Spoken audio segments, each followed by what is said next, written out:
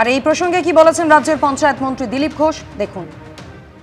এরকম বহু জায়গায় বহু লোক ছিল যারাকে de facto minister, de facto councillor, mayor, chairman, তা এই দালালরাই দাপিয়ে বেড়াচ্ছে।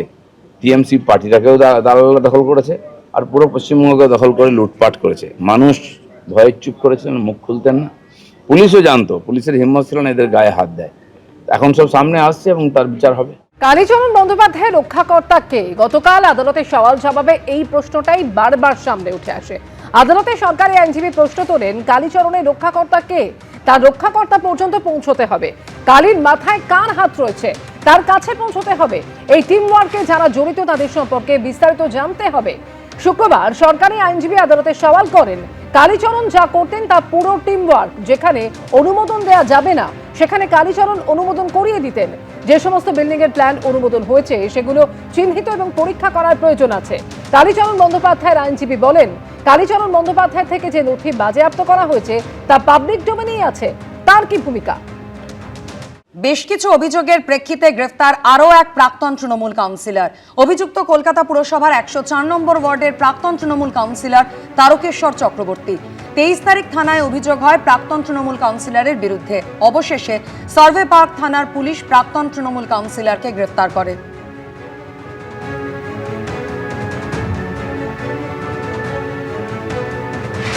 অভিযুক্ত কলকাতা পুরসভার 104 নম্বর ওয়ার্ডের প্রাক্তন তৃণমূল কাউন্সিলর তারকেশ্বর চক্রবর্তী।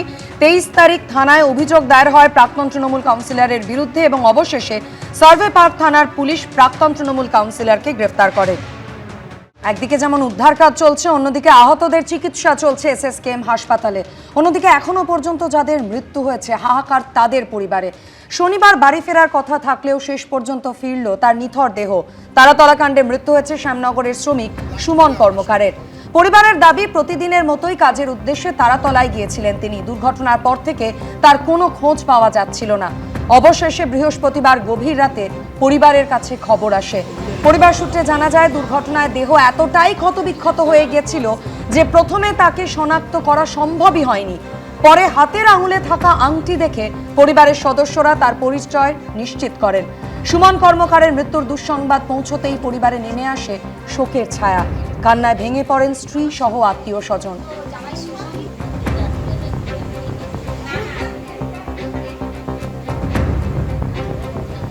সুমনি আয় করতো, সুমনির ওপরেই রোজগার করতো। আর ওর বাবা তো আমার বাবা তো একটা পা নেই বলতে গেলে, খোড়া মানুষ, উনি ইনকাম করে না।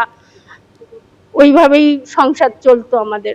এখন কিভাবে সংসার করবে সেটাই প্রশাসনের কাছে আমার একটাই কথা, সরকারের কাছে, যে আমাদের পাশে এসে দাঁড়াক। এই সময় আমরা চাইছি সে চাকরির দিক দিয়ে হোক বা আর্থিক সাহায্যের দিক দিয়ে হোক, সব দিকে আমাদের হেল্প করুক। শুধু আমার জন্য না, আমি সবার জন্য ক্ষতিপূরণ চাই সরকারের কাছে, আর এর উপযুক্ত শাস্তি চাইছি। যারা যারা এর সাথে জড়িত, আমরা তো জানি না কে আছে কে নেই। বড় বড় মাথা যতগুলো আছে সব কটাকে যেন টেনে হিসেবে বের করা হয়। ওখানে এই নতুনই গেছিল কাজে, ওই তো মঙ্গলবার দিন রাত্রিবেলা গেছে, বুধবার দিন এই ঘটনা হয়েছে। পরিবারে আমার 2 ছেলে, আমি আর আমার হাজবেন্ড ছিল। এখন আর এই মুহূর্তে আমার হাজবেন্ড তো নেই, এখন তো ইনকাম করার কেউই নেই। সেটাই তো আমি বুঝতে পারছি না কি করে। এখন আর মুখ্যমন্ত্রী যদি আমাদের যদি একটুখানি সাহায্য করে তাহলে গিয়ে খুব ভালো হয়। চাইছি যাতে আমরা যাতে খেয়ে পড়ে যাতে বাঁচতে পারি, সেই ব্যবস্থা করে দিলে ভালো হয়। যেন চরম শাস্তি হয়, আমাদের মতো আর যেন কারো যেন এরকম না হয়। তারাতলায় এই বিপর্যয়ের পর প্রাক্তন মেয়র ফিরহাদ হাকিমের ওএসডি কালীচরণ বন্দ্যোপাধ্যায়কে পুলিশ গ্রেফতার করেছে। এই মুহূর্তে তিনি পুলিশ হেফাজতে রয়েছেন। আর কালীচরণের মাথায় কার হাত, সেখানেও পৌঁছতে হবে কালীচরণের রক্ষাকর্তা কে। হেফাজতে রেখে তা জানতে চায় সিট। প্রভাব খাটিয়ে ত্রুটিযুক্ত প্ল্যান পাশ করিয়ে দিয়েছিল এই কালীচরণ বন্দ্যোপাধ্যায়।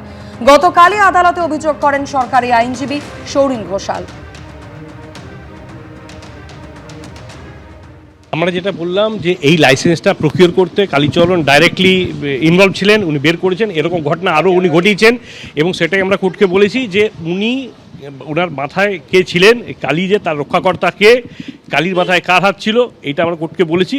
কোর্ট 4 তারিখ অবধি পুলিশ কাস্টডি, ওই যেই আমাদের ওদের যেটা ওনারা ওই সার্টিফিকেটটা দিয়েছিলেন ইনিশিয়ালি যে কাজ করার জন্য, সেই ডকুমেন্টটা সঠিক ছিল না। মানে তালাতলার ক্ষেত্রে একদম একদম শুধুমাত্র কি তারাতলা নাকি আরো অন্যান্যগুলো? আরও ওগুলোও থাকতে পারে, সেটা ইনভেস্টিগেশন রিভিল করে যাবে। আরেকটা জিনিস আপনারা কোর্টে বললেন যে কালীচরণ একটা টিম ওয়ার্ক করতো, মানে কি? আমরা বলেছি একটা টিম ওয়ার্ক ছিল, সেই টিম ওয়ার্কে কালীচরণ যেমন আছে এরকম বহু লোক আছে যারা এই ডকুমেন্টসগুলো বানিয়ে ওনাদেরকে দেয়, মানে তাকে সেখানে দেখা যাচ্ছে এনকোয়ারি করলে সেরকম কোনো উনি কাজের লাইসেন্স উনি পাবেন না, সেই জিনিসগুলো উনি তৈরি করে দিয়েছিলেন এবং সেটা যদি না হতো তাহলে এই ঘটনাটা হয়তো ঘটতো না। এবিপি আনন্দ, এগিয়ে থাকে, এগিয়ে রাখে।